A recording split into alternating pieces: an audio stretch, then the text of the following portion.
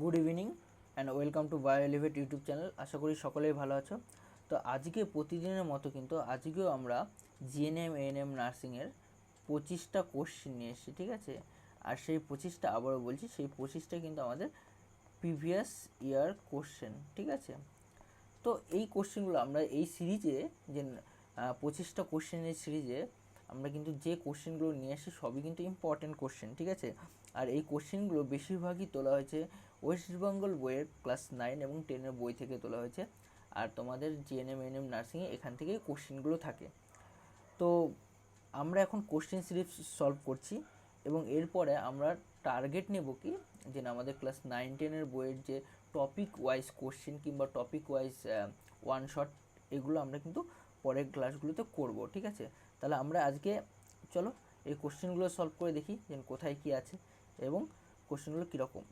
চলো, first question, mitosis কোষ বিভাজনের যে দশায় সিস্টার ক্রোমাটিড দুটি আলাদা হয়ে যায় সেটা হলো কি? কোন দশায় মাইটোসিস কোষ বিভাজনের কোন দশায় সিস্টার ক্রোমাটিডগুলি আলাদা হয়ে যায়? তাহলে আমাদের ফার্স্ট জানতে হবে প্রোফেজ, মেটাফেজ, অ্যানাফেজ এবং টেলোফেজ দশাগুলো কী কী। তাহলে প্রোফেজ দশায় দেখেছিলাম ক্রোমোজোমের মধ্যে আমাদের নিউক্লিয় পর্দার অবলুপ্তি হয়ে যায় এবং এর ভেতরে কি থাকে, নিউক্লিয় জালিকাগুলি ছড়িয়ে ছিটিয়ে থাকে, তাই তো। এটা হচ্ছে প্রোফেজ দশা। মেটাফেজ দশাতে কি দেখেছিলাম? মেটাফেজ দশাতে দেখেছিলাম ক্রোমোজোমগুলি নিরক্ষীয় বরাবর সাজিয়ে যায়, তাই তো। ক্রোমোজোমগুলি নিরক্ষীয় বরাবর সাজিয়ে যাচ্ছে এবং কি হচ্ছে, দু সাইড থেকে বেমতন্তু এসে সেন্ট্রোমিয়ার অঞ্চলে যুক্ত হয়ে যাচ্ছে। এটা হচ্ছে আমরা মেটাফেজ দশা দেখেছিলাম। কিন্তু যদি আমরা অ্যানাফেজ দশা দেখি, তাহলে অ্যানাফেজ দশায় দেখব আমরা যে এইরকম ক্রোমোজোমগুলি দুদিকে দুটো পোলে গমন করেছে, তাই তো। সিস্টার ক্রোমাটিডগুলি দুটো পোলে গমন করেছে আর এখানে বেমতন্তু লেগে আছে, ঠিক আছে। তাহলে এখানে কোশ্চেন বলেছে এটা মেটাফেজ দশা আর এটা অ্যানাফেজ দশা। তাহলে এখানে কোশ্চেন করেছে যে মাইটোসিস কোষ বিভাজনে যে দশায় সিস্টার ক্রোমাটিড দুটি আলাদা হয়, তাহলে কোন দশায় সিস্টার ক্রোমাটিড দুটি আলাদা হয়? তাহলে আমরা কিন্তু এখানে দেখলাম যে অ্যানাফেজ দশায় সিস্টার ক্রোমাটিডগুলি আলাদা হচ্ছে। তাহলে আমাদের সঠিক উত্তর হয়ে যাবে সি নম্বরটা। তারপরে কোশ্চেনে চলে যায়, একটি সংকর লম্বা মটর গ্যাসের সাথে একটি বিশুদ্ধ লম্বা মটর গ্যাসের সংকরণ করলো। সংকর লম্বা মানে কি? সংকর লম্বা মানে ক্যাপিটাল টি স্মল টি, আর বিশুদ্ধ লম্বা মানে ক্যাপিটাল টি, তাই তো। এটা হচ্ছে বিশুদ্ধ লম্বা। এইবার চলে যাই, এখানে যদি দেখি আমরা তাহলে কি দেখব, এখান থেকে চেকার বোর্ডে করার আগে গ্যামেট তৈরি করতে হবে, তাই তো। এখান থেকে কি কি গ্যামেট তৈরি হবে? ক্যাপিটাল টি, তাই তো। তো এইবার দেখি যে এখান থেকে যে গ্যামেটগুলো তৈরি হলো এটাকে ডিরেক্টলি চেকার বোর্ডে আমরা পুট করে দেখি কি আসছে। দেখো, তাহলে আমরা গ্যামেটগুলো বসিয়ে দিচ্ছি, capital T small T capital T, তাই তো। তাহলে capital T small T capital T small T, তাই তো। তাহলে এইটুকু হচ্ছে। তাহলে দেখো এইটা কিন্তু, এইটাও কিন্তু লম্বা, এইটাও লম্বা, এইটাও লম্বা আর এটাও লম্বা, এই টোটাল সবগুলো লম্বা। তার মানে এখানে এই F1-এ যতগুলো প্ল্যান্ট হচ্ছে সবগুলোই কিন্তু লম্বা। তাহলে আমাদের সঠিক উত্তর হয়ে যাবে 100%। কতগুলো লম্বা হবে? 100%। তাহলে সঠিক উত্তর হয়ে যাবে ডি নম্বরটা। একটি সংকর দীর্ঘ এবং বিশুদ্ধ খর্ব মটর গাছের পরাগ মিলনে যে বীজ পাওয়া যাবে তার থেকে উৎপন্ন মটর গাছগুলি হবে। যে বীজটা পাওয়া যাবে তার থেকে কি মটর গাছ উৎপন্ন হবে? তাহলে এটাও আমাদের সিম্পলভাবে দেখতে হবে। তাহলে হচ্ছে সংকর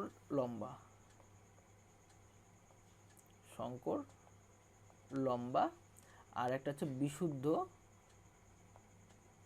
বিশুদ্ধ খর্ব। তাহলে সংকর লম্বা কোনটা কি হবে? সংকর লম্বা হচ্ছে ক্যাপিটাল টি স্মল টি আর বিশুদ্ধ খর্ব হচ্ছে স্মল টি।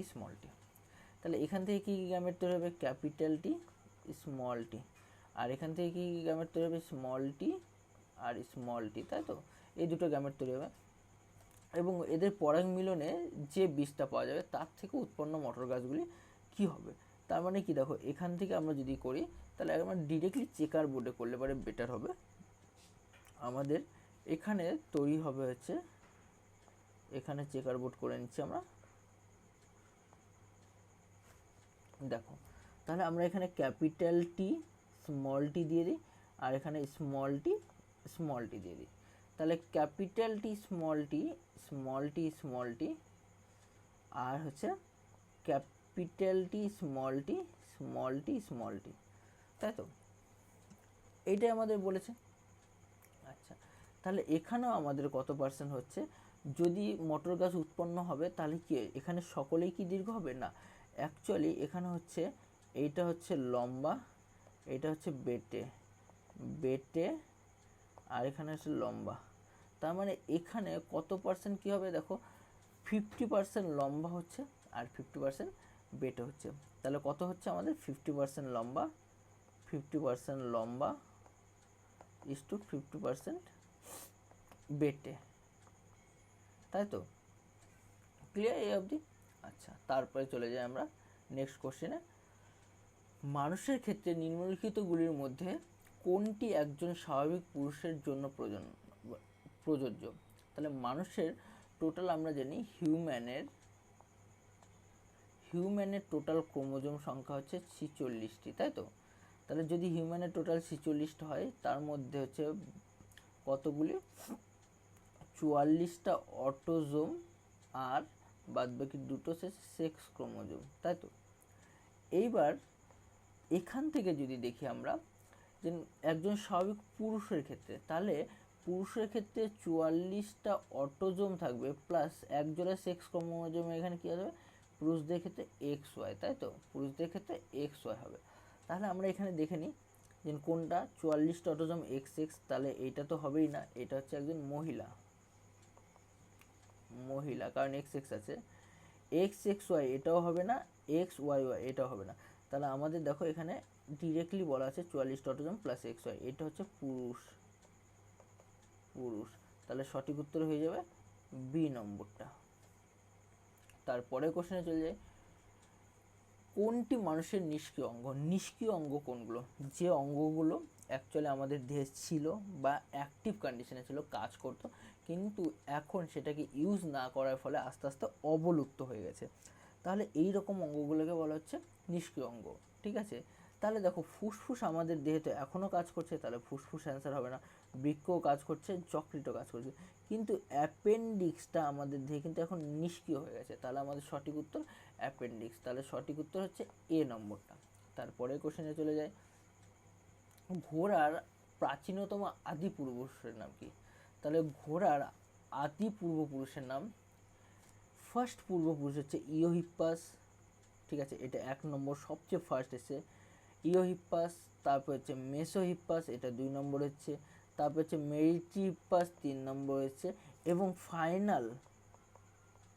ফাইনাল হচ্ছে ইকুয়াস। তাহলে বলছে আদি, তাহলে আদিকে আমাদের আদি হচ্ছে ইওহিপ্পাস, তাহলে আদিকে ইওহিপ্পাস, তাহলে সঠিক উত্তর হয়ে যাবে অ্যান্সার সি, ঠিক আছে? তারপরে চলে আসি আমরা, তিমির ফ্লিপার ও পাখির ডানা কীরকম অঙ্গ? সমবৃত্তীয়, নিষ্ক্রিয়, সমসত্ব, প্রতিস্থাপিত। দেখো নিষ্ক্রিয় অঙ্গ তো হবেই না, আর প্রতিস্থাপিত অঙ্গ আমরা জানিই না কী জিনিস, তাই না? তাহলে আমাদের এই সমবৃত্তীয় আর সমসত্ব, দেখো তিমির ফ্লিপার আর পাখির ডানা দুজনে কিন্তু কাজ আলাদা। তাহলে কি বললাম? কাজ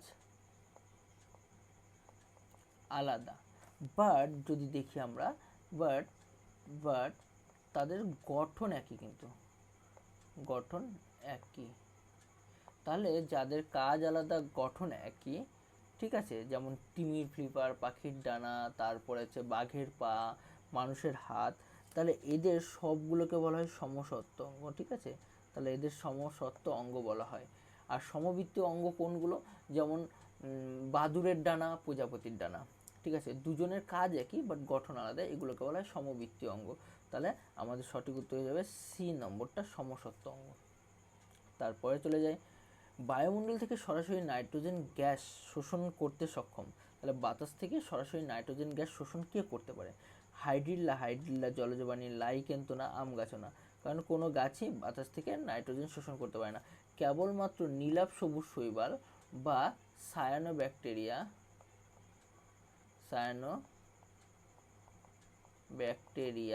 এরাই কেবল পারে বাতাস থেকে নাইট্রোজেন সংবর্ধন করতে, ঠিক আছে? তারপরে কোশ্চেনে চলে যায়, বায়ুমণ্ডলীয় গ্যাসীয় নাইট্রোজেন সরাসরি শোষণ করতে পারে নিচে কোন মিথজীবী অণুজীব? মিথজীবী মানে কি? মিথজীবীও মানে হচ্ছে যারা যারা একে অপরকে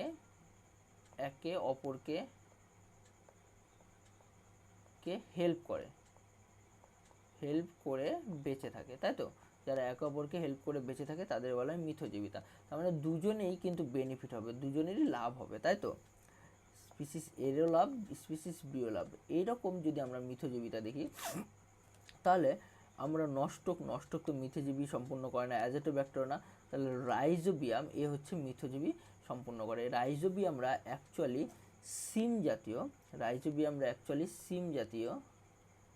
সিম জাতীয়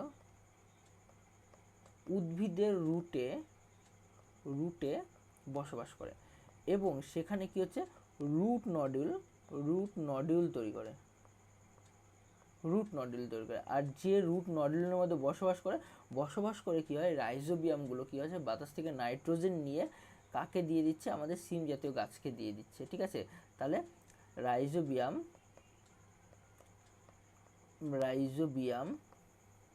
কি করছে? N2 সংবর্ধন করছে। ক্লিয়ার? তারপরের কোশ্চেনে চলে যায়। ডিনাইট্রিফিকেশন প্রক্রিয়ায় সাহায্যকারী ব্যাকটেরিয়ার নাম কি? ডিনাইট্রিফিকেশন মানে কি? ডিনাইট্রিফিকেশন ব্যাকটেরিয়া হচ্ছে যে সমস্ত ব্যাকটেরিয়া কি হচ্ছে মাটির যে নাইট্রোজেন ছিল বা মাটির মধ্যে যে নাইট্রোজেন কম্পাউন্ড ছিল সেই নাইট্রোজেনগুলোকে আবার বাতাসে মিশিয়ে দেওয়া, সেটাকে বলা হয় ডিনাইট্রিফিকেশন এই প্রক্রিয়া। আবার এই ডিনাইট্রিফিকেশনে যারা হেল্প করে তাদেরকে বলা হয় ডিনাইট্রিফাইং ব্যাকটেরিয়া। তাহলে এইরকম ব্যাকটেরিয়া অ্যাজেটোব্যাক্টর না, রাইজোবিয়ামও না, রাইজোবিয়াম হচ্ছে মৃতজীবী।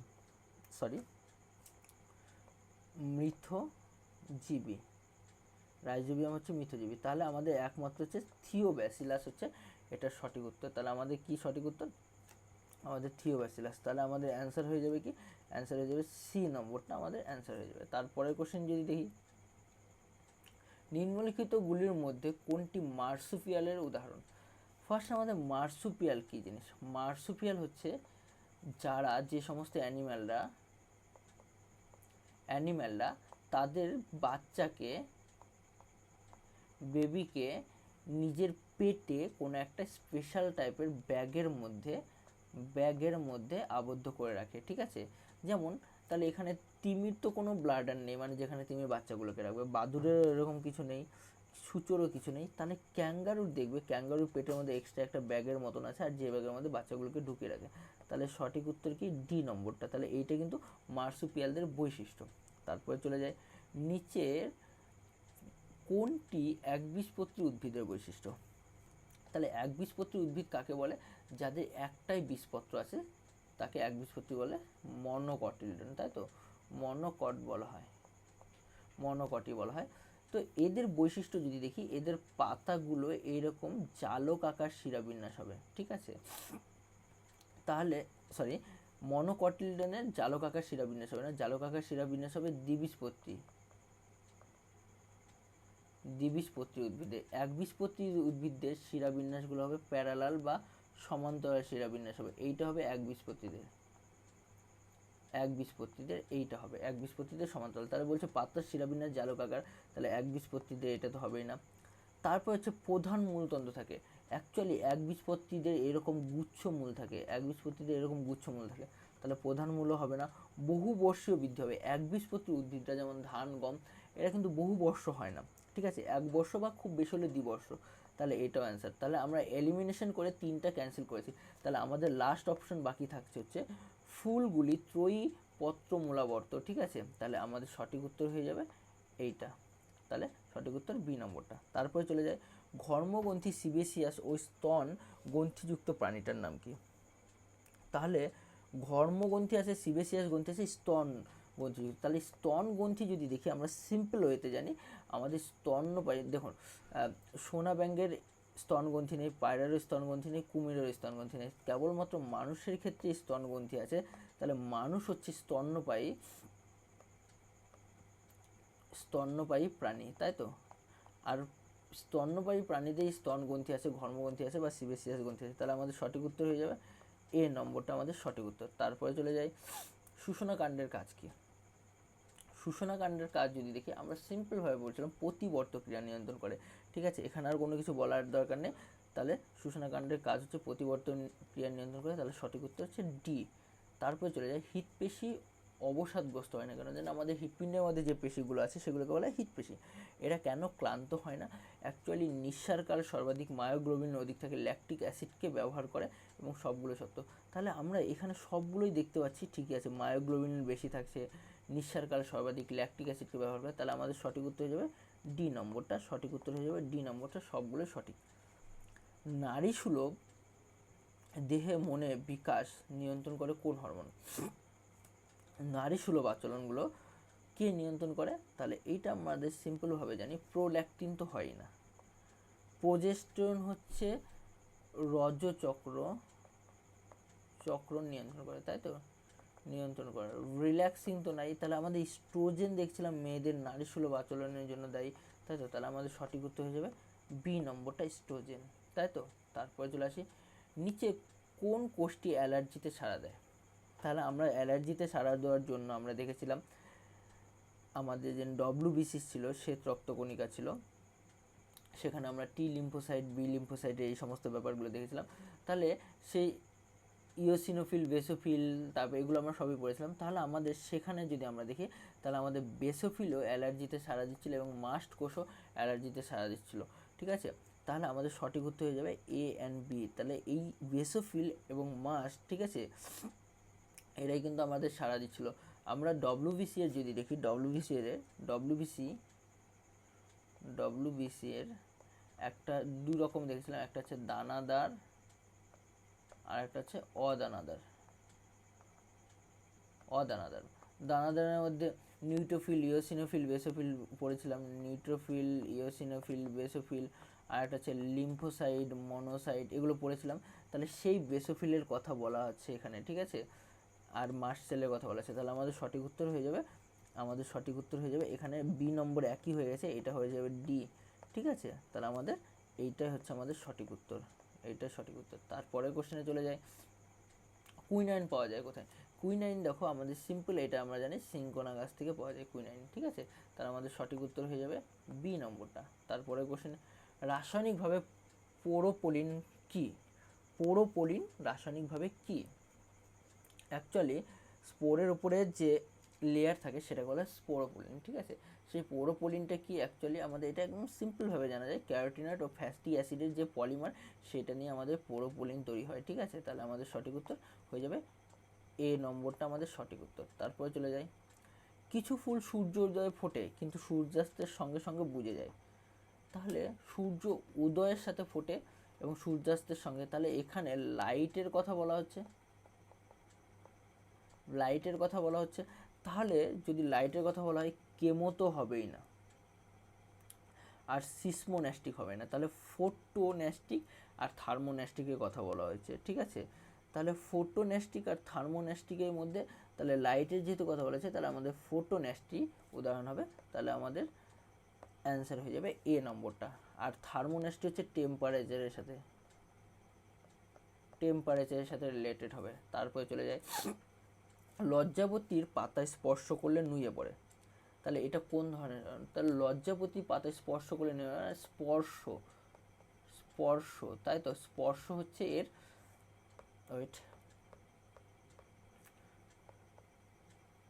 স্পর্শ হচ্ছে এর মেন উদ্দীপক। তাহলে যদি লজ্জাবতী, তাহলে স্পর্শ, তারপর হচ্ছে আঘাত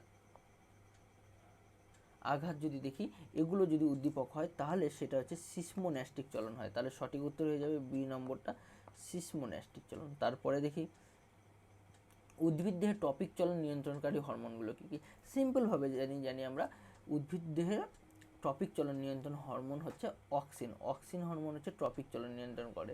ঠিক আছে, থাইরক্সিন তো উদ্ভিদ দেহের হয় না, থাইরক্সিন প্রাণী দেহের হয়। ঠিক আছে, জিববারেলিনকে আমাদের টপিক চলন নিয়ন্ত্রণ করে না, এটা হচ্ছে বীজের সুপ্তাদশা ভঙ্গ করে, বীজের সুপ্তাদশা ভঙ্গ করে। আর সাইটোকাইনিন হচ্ছে পত্র মোচন বিলম্বিত করে। করে, তাই তো? তাহলে আমাদের টপিক চলন নিয়ন্ত্রণ করে অক্সিন হরমোন। তারপরে কোশ্চেন, তুমি একটি কোষ বিভাজনের সময় কোনো বেমতন্তু তৈরি হতে দেখলে না, এটি কোন ধরনের জ্বলন? যদি বেমতন্তু ব্যতি রেখে কোষ বিভাজন হয় তাহলে সেটা আমাদের ফার্স্ট ধরে রাখতে হবে অ্যামাইটোসিস। তাহলে আমাদের ফার্স্ট অ্যামাইটোসিস জ্বলন, এবার এইটা হচ্ছে কোষ বিভাজন হবে। তাহলে সঠিক উত্তর হয়ে যাবে এ নম্বরটা, আমাদের সঠিক উত্তর হয়ে যাচ্ছে। তারপরে কোশ্চেনে চলে যায়, কোন বিভাজনে, কোনো কোষ বিভাজনের যে দশায় ক্রোমোজোমগুলিকে সুস্পষ্ট দেখা যায়? সবচেয়ে সুস্পষ্ট ক্রোমোজোম দেখা যায় মেটাফেজ দশায়, সবচেয়ে সুস্পষ্ট ক্রোমোজোম দেখা যায় মেটাফেজ দশায়, ঠিক আছে? তাহলে বি নম্বরটা সঠিক উত্তর হয়ে যাবে, বি নম্বরটা। আর অ্যানাফেজ দশায় হচ্ছে ভি আকৃতি, আই আকৃতি, জে আকৃতি, এগুলো সমস্ত স্পষ্ট দেখা যায়। তারপরে চলে আসি মাইটোসিসের যে দশায় নিউক্লিয় পর্দার পুনরাবির্ভাব ঘটে। তাহলে আমরা প্রোফেজে দেখলাম নিউক্লিয় পর্দার কী হচ্ছে, ভঙ্গ হচ্ছে, তাই তো? মেটাফেজে দেখলাম ক্রোমোজোমগুলি নিরক্ষীয় বরাবর সাজিয়ে আছে। অ্যানাফেজে আমরা দেখলাম যে ক্রোমাটিডগুলি বা সিস্টার ক্রোমাটিডগুলি দুদিকে আলাদা হয়ে যাচ্ছে। টেলোফেজ দশায় কিন্তু নিউক্লিয় পর্দার পুনরাবির্ভাব ঘটবে। তাহলে আমাদের সঠিক উত্তর হয়ে যাবে টেলোফেজ। তাহলে ডি নম্বরটা অ্যান্সার হয়ে যাচ্ছে। তারপর চলে আসি, তাহলে আজকে আমাদের এখানে কিন্তু 25টা কোশ্চেন সলভ করলাম, ঠিক আছে? এইবার এই ভিডিওটা যদি ভালো লেগে থাকে তাহলে অবশ্যই তোমরা চ্যানেলটাকে সাবস্ক্রাইব করবে এবং বেল আইকন প্রেস করে রাখবে। যারা নতুন আছো তারা তো অবভিয়াসলি চ্যানেলটাকে সাবস্ক্রাইব করবে, আর যত বেশি পারো শেয়ার করো যাতে তোমাদের সাথে তোমাদের ফ্রেন্ডগুলোও হেল্প হয়। চলো আজকের মতো এখানেই, সবাইকে টাটা, গুড নাইট।